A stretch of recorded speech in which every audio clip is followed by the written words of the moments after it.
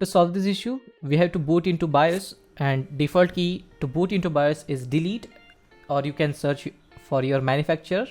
Mine is MSI, so it works for any MSI model.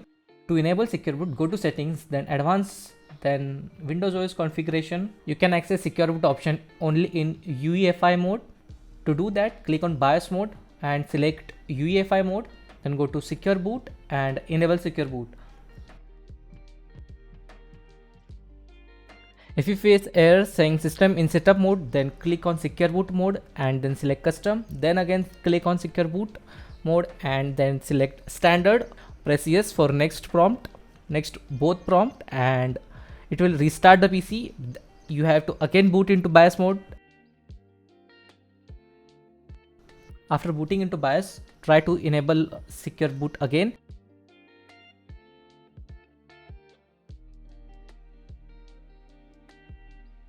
If you face error called CSM is loaded, then go back to Windows configuration, Windows OS configuration, and revert BIOS mode to CSM option. Then go to settings, boot, and change boot mode to UEFI from legacy plus UEFI. Then press F10 and boot it. It will restart your PC, boot into BIOS again. I know we are booting into BIOS again and again, but we have to do that.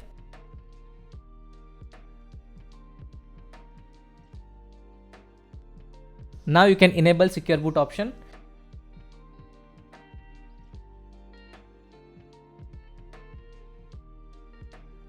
To enable TPM 2.0, go to settings, then security, then trusted computing, and enable the TPM 2.0 from there.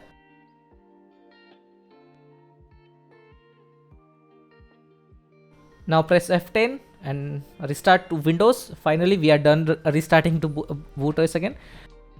And now your Valorant should good to go. If you like the video, subscribe to the channel. Don't forget to turn on notifications, and see you guys next time.